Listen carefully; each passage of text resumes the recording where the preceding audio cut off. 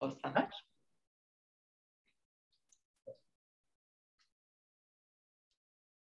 Tēnā koutou katoa, and welcome to our Kotahitanga webinar on managing party expectations and reducing the risk of complaints. My name is Samantha de Koning, and I'm the Head of Practice at Fairway. And with me today are Kerry Morris and Trish Blythe. Kerry has played a huge role in developing FDR mediation practice in New Zealand through her work as the Head of Family Services at Fairway and as an FDR provider. She is a Fellow of AMINS and the Chartered Institute of Arbitrators, and is currently also sharing her expertise with the Stroke Foundation and the Domain Names Commission. Trish has over 30 years' experience as a mediator and has been an FDR provider since 2014. Trish was previously a family lawyer and a dispute tribunal referee. She is on a number of mediation panels, is an associate of AMINS, and a fellow coach and assessor for the Resolution Institute. Welcome, Kerry and Trish. Thank you so much for coming in today. Moving on to our topic. Sometimes parties can come to mediation with fixed expectations of the mediation process and the role of the mediator. If this is not managed carefully, this can result in parties leaving the mediation process feeling dissatisfied with the outcome, and often with the perception that the process was unfair or biased towards them. Some of the complaints that we get in this area center around the fact that the mediator was judgmental, took the other party's side, perhaps spent more time with one party than the other. Parties sometimes report that they feel that they did not have the opportunity to say what was important to them, or that the mediator perhaps inappropriately shared their own feelings, opinions, or experiences. Preparing for parties for mediation requires carefully balancing their expectations of the process and the parties' individual needs. And it's critical that parties have a clear understanding of what mediation is and what it isn't, and especially the scope of the mediator's role. In this webinar, we're going to be discussing how to manage these expectations before and during the mediation, and what to do if one party needs more support than the other, or feels disempowered by the process, or feels that the process or the mediator is biased against them. So I'm going to hand over to our experts to talk us through a little bit about how do we manage parties' expectations in the mediation process. And perhaps, Kerry, you could start us off. Thank you, Samantha. Kia ora koutou. It's actually really wonderful to see so many familiar faces online this morning. So thank you for coming along, and I hope you are all doing well in your respective parts of New Zealand. And Trish and I are really looking forward to having a kōrero today, and hopefully sharing some tips that we've learned over the years, and also looking forward to hearing from you as well at the end with your questions and feedback, because we're all learning together along the way. So thank you for coming today, and thank you, Samantha, for your warm introduction. So Trish and I thought we would have a chat between us and talk through some different ways that we've learned to try and reduce complaints and keep parties on track through the process, and help families move forward, and keep ourselves level and centred as mediators as well in the FDR space primarily. So I think I'm kicking things off. Is that right, Trish? Yes, yep. Thank you, Kerry. Yeah. So I think, Sam, we're using the Q&A function as part of the to put questions forward if you've got questions, and we've got some time at the end to answer these for you. So I hope that all works for anybody. Flick through a message to Samantha Brennan if you've got any questions as we go. So one of the things that I think has been really helpful for me over the years as a mediator is remembering to stick to the first principles of mediation. So back, I can see Miles on the screen. Miles Stillwell, nice to see you. Back in the day when I did my Massey diploma, we learnt a lot of, you learn a lot of basics. And when you first start off as a mediator, you're very process orientated. I'm sure you all remember this, and you follow a step-by-step process of what to do. And as we get more confident and comfortable, we read a bit of Ken Cloke, and we stretch out our boundaries, and we become a bit broader and wider in what we do, which is great. And we, get comfortable with mediating dangerously, and we stretch a bit wider. But I think sometimes that can take us a little bit too dangerous, and we can forget about some of the first principles of mediation, and that can get us a bit uneven in how we mediate with families. Things like remembering to read through the basics of the agreement to mediate with parties. So we might assume that a party has read the agreement to mediate. I don't know what your practice might be, Trish, but I've always, in my initial mediation meeting with a party, or pre-mediation meeting, whatever the lingo is these days, will sit down and read through each section of the agreement to mediate with a party. I think is the average comprehension and reading age in New Zealand, is it around 12 or 14 in New Zealand? And so are people actually understanding what they're signing up to? Do they know what they're coming to when they come to mediation? Do they realise what all those complicated legal words like without prejudice, do they know what it means? Do they know what even good faith means? What are they engaging themselves with when they come to mediation? So taking the time to remember the first principles that we learnt back in the day about mediation. One of the things that I've also learnt, particularly for myself personally over the last year, is consistency over intensity.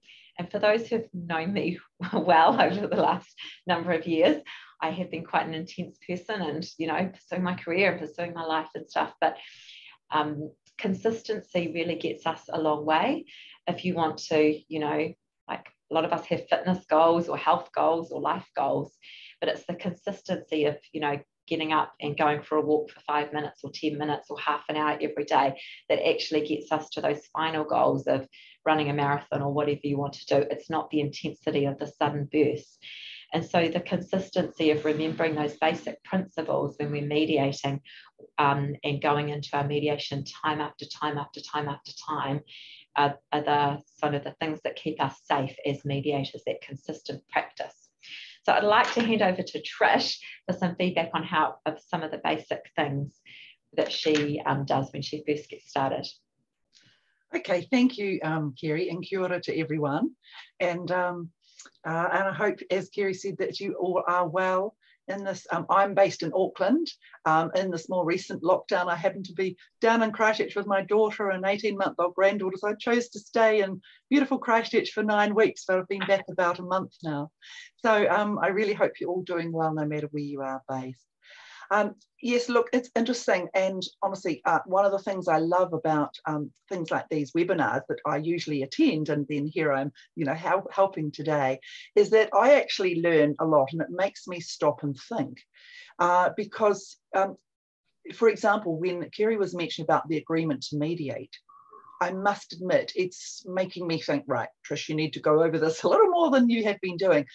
My style is actually, I do, as those that will know, I have a really warm, I'm quite a bubbly person, and sometimes that's probably too much for the clients. But so I always start off with them, like right from engagement, when I phone them, hello, Trish the mediator, I've been appointed.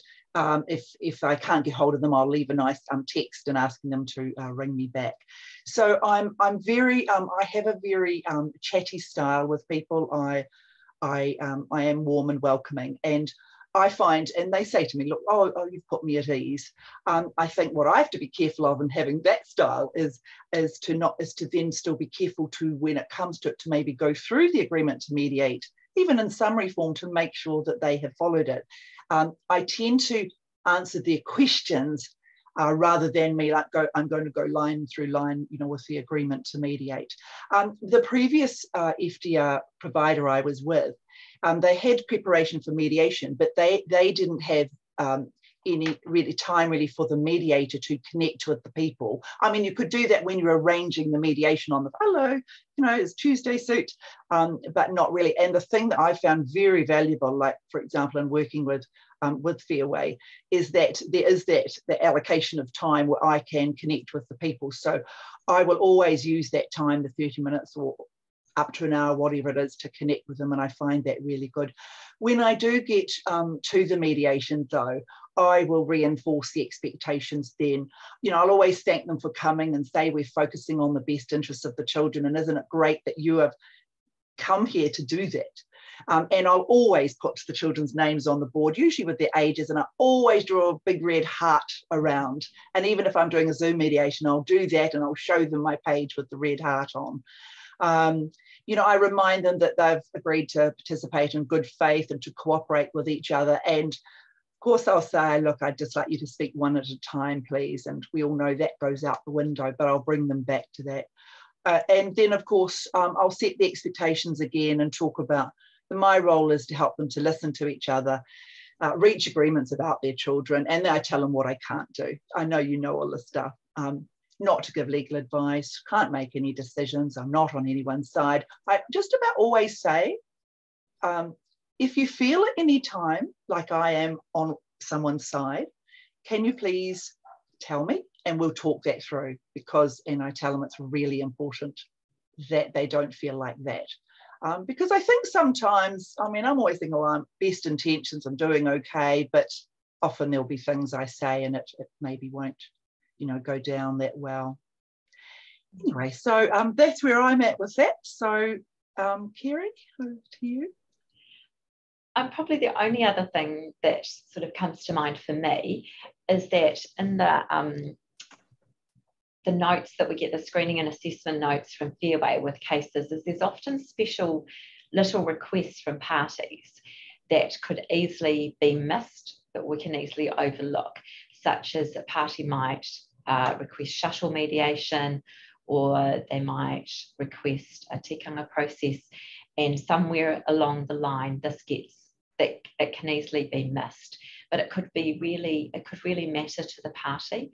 And I think just from my time when I was working at Fairway, not so much as a mediator now, that it's really important. So sometimes, just jumping back to my previous role, those little things could seem as little things. They often used to get picked up as complaints at the end of the mediation if things didn't go well.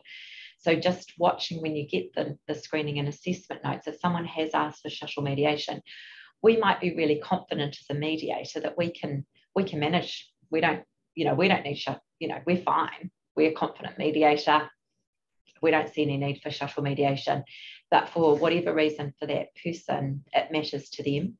And so acknowledging the comments or the worries or the fears or whatever, and not just glossing over it, it's probably important to have that conversation with the party about their request, and just take the 5 minutes or the 10 minutes in that pre-mediation meeting to talk it through with the party, because it might come back later.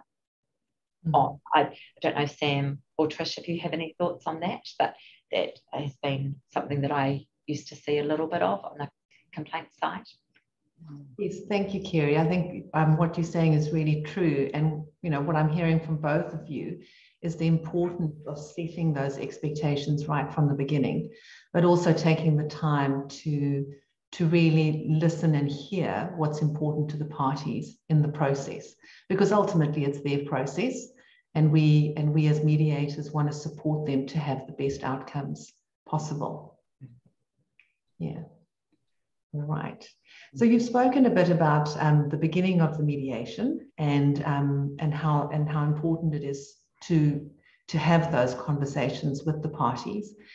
What about the end of the mediation? I know we're skipping right to the end, but is there anything specific that you do at the end in terms of managing expectations?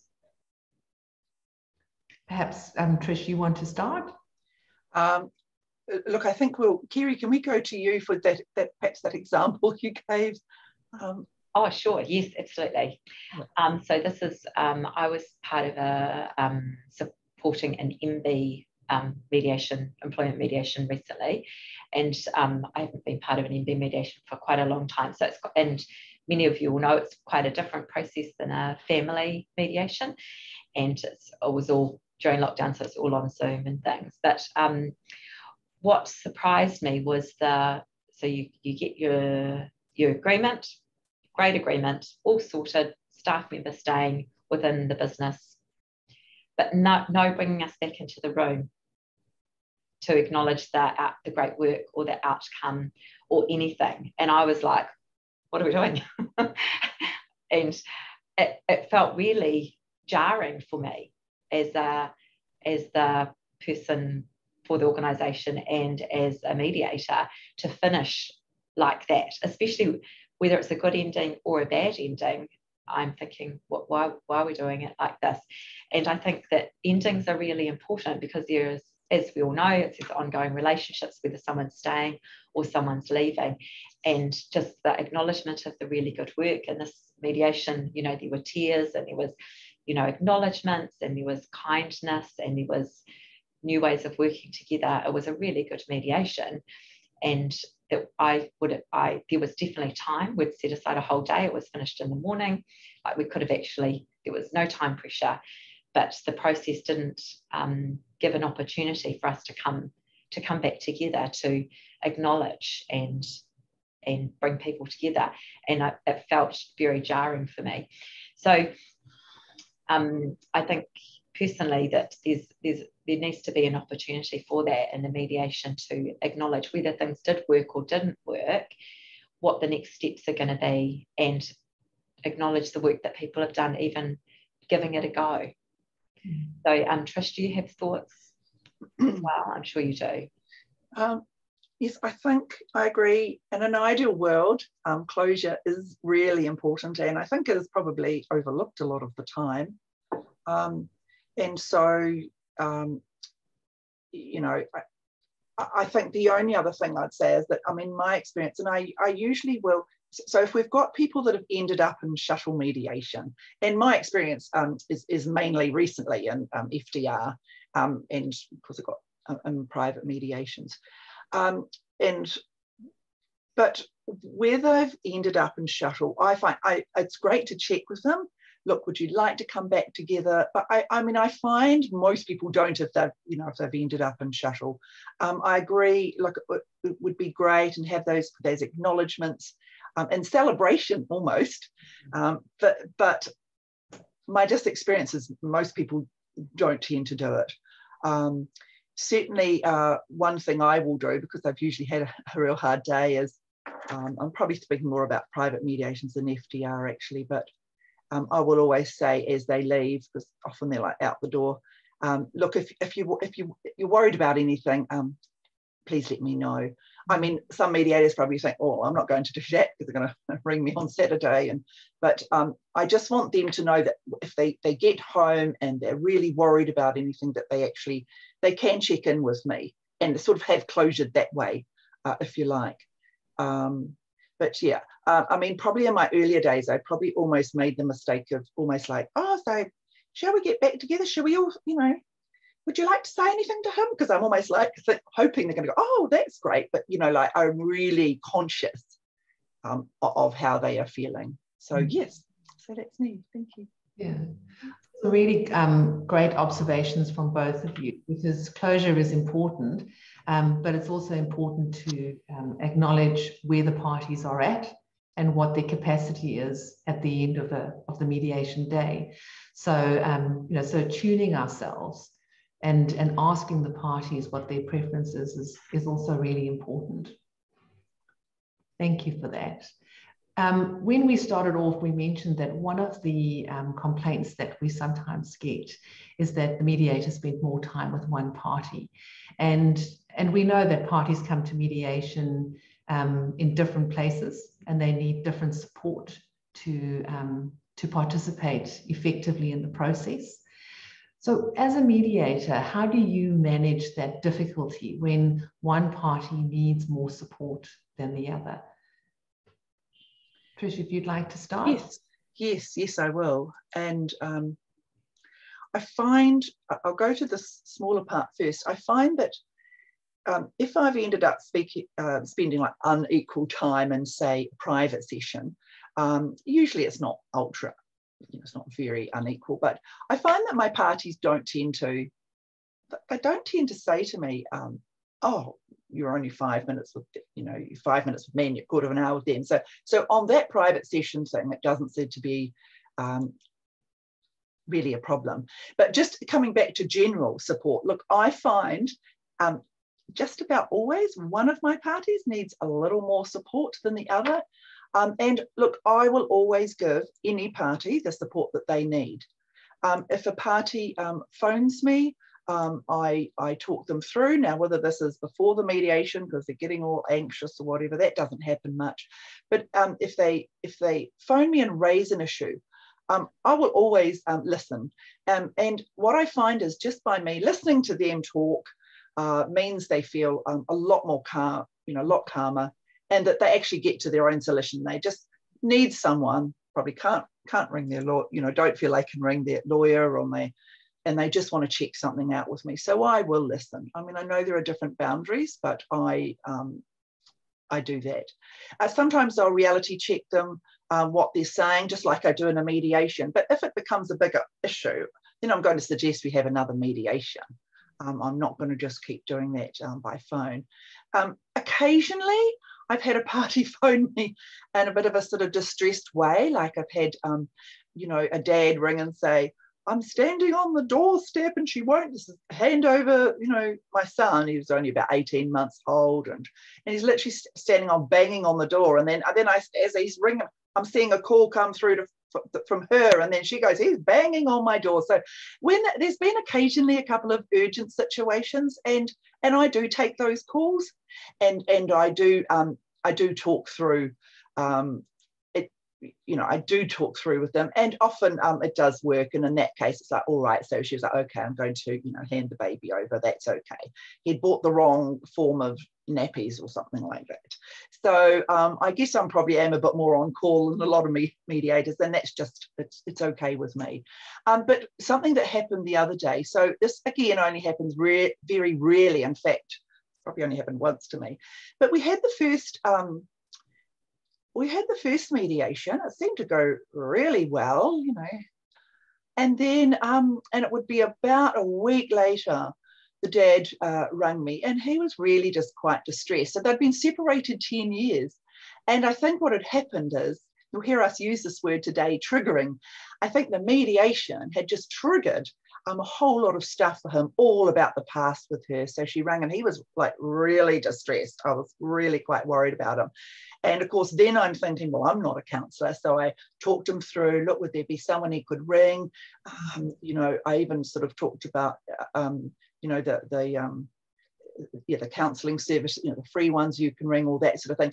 And then I actually did a double check out. And then in the end, because I wasn't sure if this is appropriate, but I checked with my provider, and I rang him back and offered another pre-mediation session. And that was going to be used, and I talked to the PFM provider almost like a sort of, pre-mediation / counselling session, because he was so distraught. So for me, I'm not a counsellor, but for him to come into another mediation, he needed to just talk this through with someone. So that's what I did there, and it worked really well. Gary, have you got any thoughts on that? On the question? Yeah, well, I agree. I think it's better if both parties come prepared, right? So if one party needs a bit more preparation or support, why wouldn't we provide that for them? But it's also like what Trish says, it's what sort of support do they need? Is it the support that I can give as a mediator, or is it another sort of support that they need? Is it a bit more preparation for mediation? Is it some counselling? Whatever, but we're wanting the best outcome from mediation, and the best outcome for the parents to make their own decisions for their children. So I think it's kind of sort of stepping back and looking objectively. Do they need some legal advice? Do they need emotional support? Do they need to talk through how the mediation is going to work? Do they need to see the room where we're going to mediate? Do they need to practice using Zoom? Like what sort of support do they need in order to come to mediation, to make sure that I'm the right, if I'm going to provide more hours out of the allotment, is this the right sort of support, not just jumping in and going, oh, well, they need more time, so I should just do it. So trying to think about, am I the right person to give that support, which is kind of what Trish was saying too. Like, is it what sort of support do we need to give? But I think having everyone powered up is really important, because we do want the best outcomes. And that can also be about deciding, do we have the mediation today, or do we wait a couple of weeks so that everyone's ready to mediate as well? Okay. Yeah, that I think that with us as FDR providers, we do create teams for our parties. You know, we use Voice of the Child Specialist, we use PFM, legal advice. And so what I'm hearing from both of you is that the team for parties is often different because the needs are different. But the most important thing is that they come to the mediation ready. And that's part of our role, is to help them get to that point. Thank you. How do you think then that a mediator can support a party who feels disempowered by the mediation process? Kerry, if you want to start here. I think one of the most empowering things is to help people make their own decisions. And so sort of just going back to what I just said is around, what support do you think you need? What will help you? And so often people are told what they need and told what to do. And so how can we can provide them, help them map out what support do you think you need and what can you do for yourself? Because if we look at a lot of our social service systems, it's all, you know, not given to you, but it's all, you can't make your own decisions about different things. You're put into slots or allotments where some of your decision making powers are taken away from you. So people can make their own decisions, and by making their own decisions, it also empowers them to make their next good decision. So I would be looking to see what about mediation is worrying you. So sometimes people have had bad experiences, and I've talked to people who've had terrible experiences at mediation. And so what then can empower you to make sure you're going to feel better about coming to mediation the next time? So what supports do you need around you, or what opportunities or experiences will make you feel stronger to come in this time? So it's not me telling somebody this will make you feel better or this will make you stronger. You need a good, strong lawyer behind you, or you need this counselling, or you need this psychotherapy, or you should just go to court, or whatever, or you need a family member. It's what do you think you need to help you make your decision, or to empower yourself. And I think that helps people. But that's my view on helping people to move to a more empowered state. I think Trish is going to talk a bit more about something else that we both agree on, so I'll hand that over to Trish now. Yeah. Thank you. And just before I go into, a thought popped into my head then as Kerry was talking, and that is, to all of you out there on this Zoom call, especially the preparation for mediation providers, I just want to say a big thank you, because I know my parties get so much out of that. So, and that is will help them feel empowered. So often by the time I've had my talk with them and answered their questions, and then the PFM provider has done that great work, I don't think I've had any negative feedback. It's really helpful. So I just want to say a big thank you to all of those. Look, what I find, I'm probably just going to talk more about during the mediation. I find that a party that's feeling disempowered during the mediation will often be, and it's this word triggering, so all the counsellors out there will know much more than me. I did my own counselling for so long. I feel like a counsellor, but I have to be wary that I am not trained. But they get triggered. You can see it in their faces. You can see as the other party, they're getting triggered. So, and they're getting triggered by probably their past relationships, and from all those childhood memories, things like no one ever listens to me and no one cares what I think, and there he goes again, and I should be able to get what I want. And so you can just see it going on. And of course, sometimes they'll even get upset. I find in this parties in the beginning of the mediation, they'll always start off on their best behavior, because like they're all, in front of me. And it almost feels like, that went, well, why are you even here? Because look at the great job you're doing talking to each other. But I find that once they feel safe with me, that they start to talk about how they are really feeling. And for me, this is the key. So when actually they start to get, and even when a little bit of angst will come up, to me, I'm like, right, here we go. This is the real stuff. Let's go. Let's roll up our sleeves. Here it is. I will let parties vent during the mediation, because often it is the absolute first time, or maybe ever in this relationship or post-separation, that they've been able to let the other parent know how they are feeling. I don't let them get aggressive or abusive to the other party. If that starts to come up and get that way, I'm going to, if they're directing the work, depending how if it's just a little bit and they're starting to have a go at the other parent, I'll often say, look, just tell me, and I'll use that hand technique, just tell me. So they're just going to turn away so that the other parents are, oh, the intensity is off me. I'm going to get them to talk to me. It takes the heat off the other party. But sometimes I'll say to the other, I'll say, oh, hold on a minute, hold on. And I'll turn to the other party and I'll say, are you okay hearing all this? And they'll usually say, oh, yes, I'm used to it. And I'll sort of can tell that they're okay. So it's okay to let a bit for them to hear that what's really going on. But if they say they're not okay, then really, and what happens is just having me saying, hold on a minute, it acts like and it's a new phrase I heard from a colleague the other day, thank you very much, circuit breaker. So it's like, well, whoa, so the party that's been venting is suddenly like snapped out of that circuit breaker. And often it will be like, oh, well, I don't need to say any more anyway.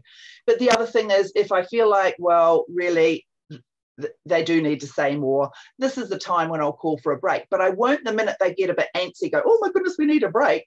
I'll like let it come up, watch the other party very carefully, and then I'll call for a break if we need to, and if they need to do a bit more venting, but I'm not going to let it go on. But I am very careful not to go into counselling role, which even I could do a little bit. I'm really careful with that. And the last point to just mention, but if if it's really not working, then I will offer the shuttle mediation, and I'll really look at what they need, and I will act on that. Yeah. Thank you, Trish. Yeah, it's really important that there's an opportunity to feel heard, but that stays productive in the mediation session. Yeah, thank you. So bias is a word that we hear quite often. Bias about the process, or bias that the mediator was biased against them. So how do we support a party who feels that the mediation process or the mediator was biased against them? I don't know, Kerry, if you'd like to start there? Yep, sure. I think it is different in FDR, where you've got no lawyers in the room supporting the parties, and in terms of different from a commercial mediation or an MB mediation, and it's just you and the parties. I think it's quite a different setup, and there's much more risk for this to occur for mediators, just to set the scene a little bit. I think if we jump back to what we first talked about in the agreement to mediate, and remind, if we're covering off at the start, that the mediator is not there to make a decision for you. We're there to guide the process, help you work out your own parenting plan and help you make your own decisions. And I'm not there to have an opinion or anything like that. And setting that scene really early on is quite important for helping frame what you're going to be doing as a mediator. That doesn't mean the allegations of bias aren't going to come up, but that helps from the very start. And I don't know how the gender works in terms of whether people think as a woman, I'm going to be more biased towards women in the room or more biased towards men. I think it probably leans more towards men. towards women, not men. And men probably think that they're going to less likely get their children, but I'm not making a decision. So it doesn't, I've got no bias here. I think what we probably have more of an issue with is our parenting standards, to be fair. So I might parent a certain way, and this is the bias I have to watch, is that my parenting view will be quite different often to the parents who come into the room who I'm mediating with. And that's what I find personally that I have to watch the most, and watch my reactions to how, when they tell me, you know, that they think that this is an okay parenting arrangement. And I think, oh, really? Okay. So you're happy to, you know, drink every night and put your kids to bed at 11 o'clock when they're 7, and they can watch their, you know, iPads or whatever. And I have to watch my reactions actually because they're parents, and they're the parents, and they're making the decisions for their kids. And that's probably been the hardest personal bias that I've faced as a mediator over the years, because I have quite a different parenting view. And if I was going to get a complaint, I think it would be more about that than a gender bias or those sort of bias. So I think there's quite a few different biases that we have to watch and check in our supervision, that we're not getting triggered on or not showing a bias for. And one of my early mediations, and I know all of you will probably know this mediator, Denise Evans, helped me. We co-mediated a mediation that was a little bit shocking to me because I was a brand new mediator, and it was a court-directed mediation, and basically it was working out drinking day, no drinking day between the two parents.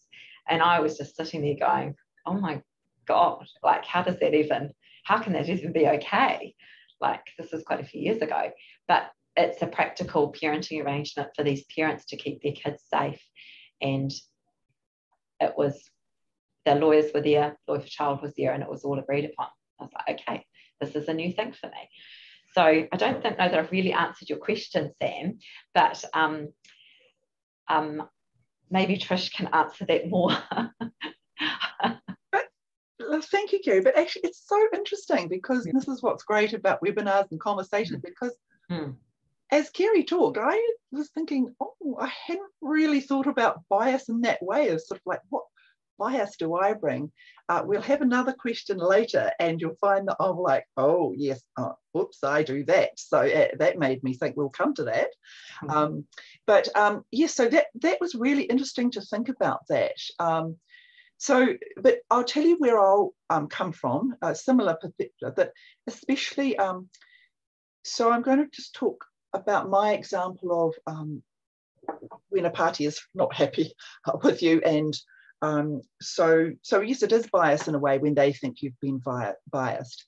Luckily, like, I don't have a lot of complaints or anything, but I have some, and I tell you, I always take it really personally and get quite like, oh my goodness, because I have such good intentions for the parties. But so very occasionally, thankfully, I'll have a party phone me, or it might be during a mediation they say this, and they'll talk about how something that I said or that I did sounded like I was on the other person's side. And I'll give you an example. If we end up with more time at the end, I also had someone before the mediation who rang me, and he was very unhappy. So I can tell you how I talked through that, but it's similar to this. So we had the first Zoom mediation. They hadn't communicated for months, and they were doing things to get back at each other. They actually lived in different cities, and one had a teenage boy each. Very interesting. We reached a really good agreement on there, and I could tell they were back on track. So the mum phoned me the next day, and she did say, oh, look, you know, thank you. He rang last night. We had the best chat we've ever had. Look, really good, great. But then she also said, but Trish, I've just got a little niggle. She called it niggle. And honestly, I took that deep breath in, like, oh my goodness, I've done something, you know. Anyway, she talked just about a particular part of the mediation where she felt that I'd just sort of accepted what the dad had said somehow. And she said, because you didn't really know how it was, And I'm thinking, oh, no, I didn't, because, you know, you hadn't had your turn. But look, here's the key. I did what I always do when someone's feeling like let down by something they perceive I've done. And I say perceive because often what's happened is it's that triggering in them again. It's that triggering, yeah, but I'm not going to start talking about that and go become a counsellor. But here's what I did. It's a bit of a formula and I'll just run through it quickly. I listened to her without interrupting her and without trying to defend myself. There were a couple of little voices, but it's like, no, I did not try to defend myself. I think that's the major thing. I genuinely apologized, and I'm always genuine about this, and I always apologize. I said, look, it was not my intention for you to feel like that, and I am really, really sorry. I said it's really important that mediators are impartial. And then because I don't like to use jargon, I'll sort of go on and say, look, that means, you know, we're not on one person's side. So I'll talk to her about that. And usually I'll explain what I was meaning. So if someone said, oh, when you said that, I'll say, look, what I meant by that, when I said that, I actually meant this, because you can tell that they've taken it another way. But in her case, I actually could see what she was meaning. I thought, you know what? I actually probably should have gone over and said, oh, well, how do you see that? Which I usually do, but sort of hadn't in this case. And then I said to her, I'm very honest with people. I said, look, I always try to find the lesson for me. And I really appreciate that you've rung. I'm really pleased that you did.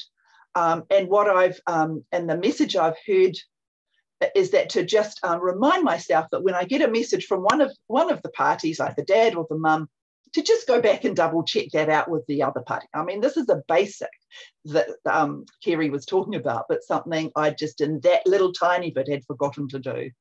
Once she felt that I'd listened to her and I got it, and probably once I'd apologized, she thanked me and said like how happy she was. So that's my formula for doing that. And I'm always really genuine about it. I would never pretend to say sorry if I wasn't. Yeah, thank you. Thank you, Trish. Do you have anything else you want to add to that, Kerry, before we continue? No? That was great. Thank you. Yeah, it's really important to acknowledge what's going on for the parties and to, you know, I suppose what we always advocate for is for them to try and understand the other person's viewpoint. And as mediators, we need to make sure that we're doing that as well in those situations. Sometimes one of the issues that parties bring up is that the mediator may have overshared in the mediation, either their own viewpoints or feelings or opinions, and it can lead to a complaint. What are your thoughts on that, Kerry?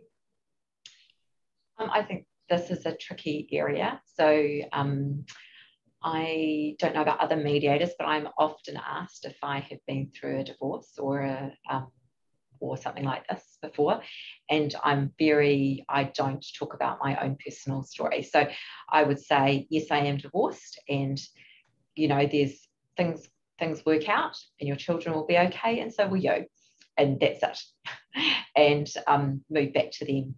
So I keep it very brief and short, and I don't talk about myself because there's quite a few reasons. We're not here to talk about me, we're there to talk about them. And also I've seen mediators who've been harassed later online and Facebook, and we need to be careful and protect ourselves.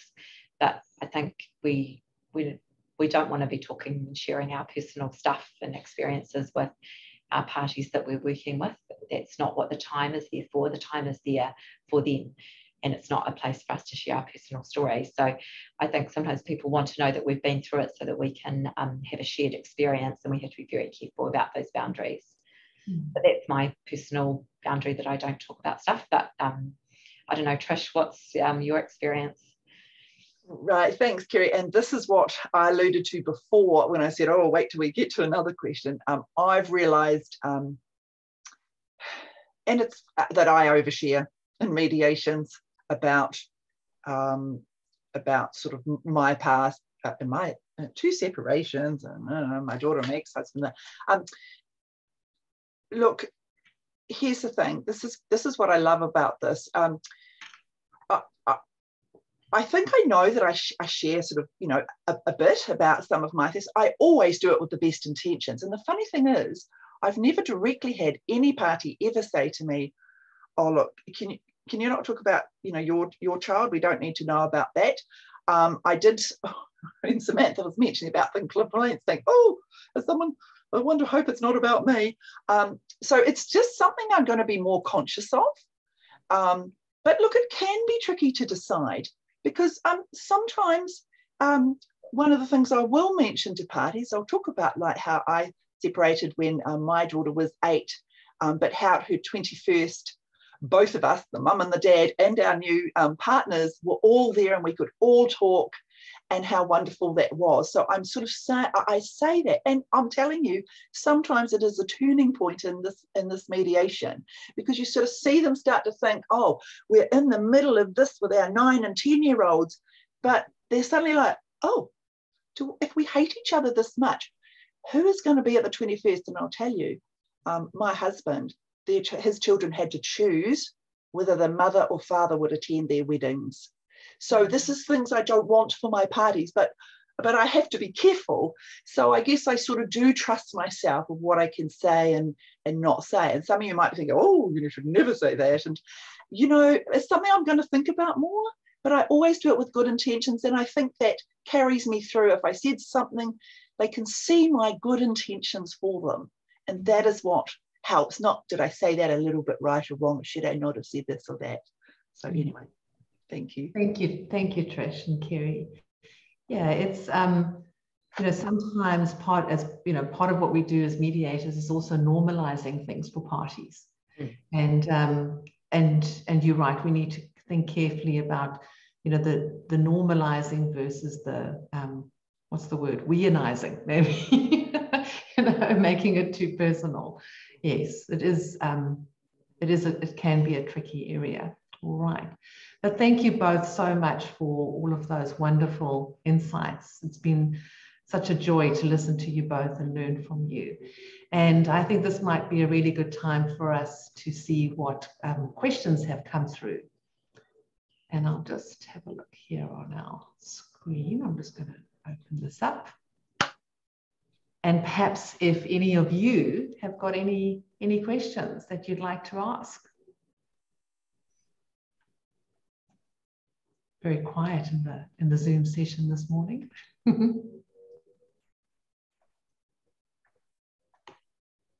If you have a question, you're welcome to unmute yourself and pop in. I think David's got his hand up. Hi, nice to see everybody. Kerry, Trish. I think that when I was doing my social work degree, we used to talk about something that was known as facilitated self-disclosure. And, you know, as a counselor, you're oftentimes, when you're talking with parties, you're sharing some of your experiences, and it's a much more intimate process than mediation is, of course.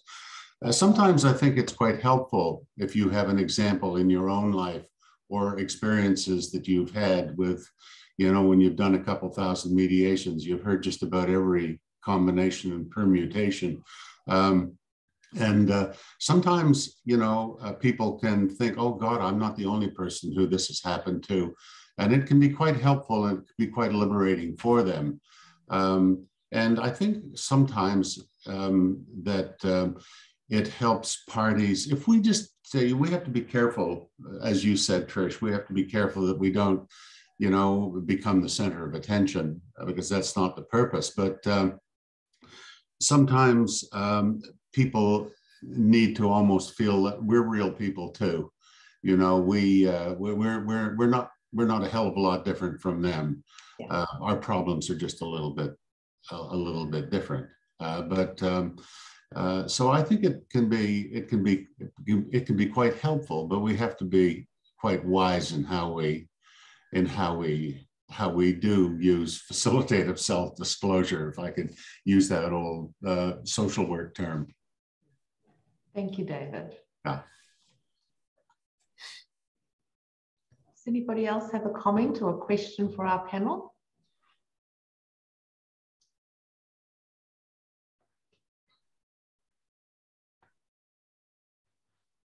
Any more? Okay. Well, I have some follow-up questions, so I might dive in then if nobody else is going to take the opportunity. Kerry and Trish, when you are, with all your experience, I'm sure that you've got some phrases or some expressions that you might find really, really helpful when you are mediating. And I'm always curious, what are the other nuggets that mediators have that potentially I could borrow? I won't use the word steal, I'll say borrow. Is there anything that you use in particular to help parties feel at ease, or to just create that neutral space, or gently remind parties that you are acting in that neutral capacity? Trish, is there anything that you use? Yes, just thinking of a couple of things. Now, look, I know this is, the trite one, oh, I hear you. But look, I find particularly in private sessions, that's where I usually, and when they're letting loose and that, I will often just use that phrase. Like, I'll go, like, I hear you. And I'm saying it, of course, genuinely. And it just, like, they're like, oh, good, she's heard that bit, right, next bit. And I go, I hear you. So I just want to say, even if you think, oh, I said that, because we might be saying it to a lot of people, but for them, they probably never had anyone much go, yeah, actually, I'm getting what you're saying, without leaping in and giving their version. So I'm listening, I'm nodding, I may hear you. That works really well. The other thing is, I often find that sometimes parents are maybe a little bit embarrassed to start talking, like Kerry mentioned earlier about, like, they're drinking, or they're drug taking and things like that. And sometimes I'm honest with myself, say, well, look, I'm a bit Miss Goody two shoes on this, but look, there is no judgment from me. So that phrase, there is no judgment from me, and there isn't. I actually wouldn't say it if there was, because there isn't. I am one of those very allowing, anything is okay in my mediation. So I say, look, I'm not here to judge you. Please feel free to talk about this stuff, because that's what we need. The other thing is sometimes, and you have to be careful of this, but if they're talking about children, they're talking about, like, and I've had this, where the dad wants the 6-month-old baby for a week on, week off. I had it the other day. It's like, yeah, I just do that objective. Look, the research tends to talk about that it's the conflict that damages, the conflict of how you two are interacting that damages these little children, not actually being in different houses. Sorry, that was the wrong example with the wrong one. So one thing though I learned very recently was that example about that is to not start going near the law. So I sort of fell into a trap the other day with that, just saying, so you know that you'll make mistakes. That's me. I don't know that I have any amazing phrases, but probably things I try to do is acknowledge the loss, because relationships that break up are a loss for people. And so take the time to acknowledge that. And there's often disappointment, and there can be shame. And also acknowledge the hard work that people are putting into this, and the courage that it takes to come and face things and have these difficult conversations. So these would be probably in the one-on-one meetings. So acknowledge moving from parenting together to parenting alone is hard. Single parenting is hard work, and those shifts, especially if it's not your choice, is hard. Single budgeting, all those sorts of things. Just acknowledge the work that, say you're doing a really good job keeping things together and taking one step after another consistently, for your kids, all just those sort of positive things. Other things I'd say is, like, what you're feeling is normal. What you're going through is normal. Your emotions are, you might feel like you're all over the place and up and down every day, but that's actually just normal, and you will come through this and it will be okay. And your kids, acting out and their emotions all over the place is also normal, and it's okay, and it's just for a period of time, and they will be okay as well. And trying to help alleviate some of the worry and fear, because I know that when I was going through it, I was like, my kids are going to be screwed forever. And like, I just remember some of the fear and worries that I had, and that my life was never going to be stable again. And so if someone had said some of those things to me, I might have gone, oh, okay, this is going to be okay, and I'm going to get through this. And just to try and take down some of the worry and anxiety around some of those things, and just build people up a little bit, and set expectations that you might, you're not going to resolve everything in one meeting. You're going to resolve some parenting plans for the next wee while, and that's okay as well. Don't expect to resolve everything for the next 20 years. You're going to resolve some stuff for now, and you'll probably come back again, just like, like most people do. You might get some things resolved today, and then in 6 months' time, you'll come back, and that's okay as well. You haven't failed. So those are probably, they're not really magical phrases, but just trying to meet people where they're at. They both sound quite magical to me, what both of you have shared. So thank you for that. And I do agree that it's about creating hope for parents, hope that they can actually do this, because it's a big task to expect people who'd rather not do it to come together and make a plan. But we do want to make sure that they're hopeful. Kelly, you've got a question. Yeah, well, it's not really a question. It's just interesting because I wear two hats. I mediate and privately and mainly corporate and commercial, but I also now divorce coach, and I prepare people to go through the divorce process. And it's really interesting that Kerry said helping them through the fear and overwhelm, because that's the first thing that I do in my coaching, to get them to a headspace where they can focus on the business of divorce. And then as part of that, I do pre-mediation coaching for them as well, so they can go in as their best selves and understand the process, understand their goals, understand their triggers and how to pull back from that. And I think that it's really powerful being able to acknowledge their fear and overwhelm and kind of normalize it a little bit and say, hey, look, you're not the only ones here. This is happening, and share a little bit of yourself, or share a little bit of your knowledge in that sphere of people going through divorce, because it's really difficult. It's really hard. Yeah, it is. Yeah, thanks, Kelly. Yeah. We have a few minutes. Anything else from anybody? Well, I can see that I'm still unmuted, so you pay the penalty for that, Sandy. I'd just like to put in a little plug for the 12 of us in Fairway who do the BFM work. And we're spread out all over the country, and hopefully we're trying to give a very good service. I think that some mediators have been prepared. Once a mediation, if it's a first mediation, they have come back to me a few times and said, could you see this person again? Could you talk to them again? Because some things have come up that they would probably appreciate working with you rather than me trying to sort it. So, as mediators, it would be really helpful for us to utilize the PFM person who's been involved, because we really do try to get quite involved in that very short amount of time that we have with them. And you would be interested to see some of our peer group supervision sessions.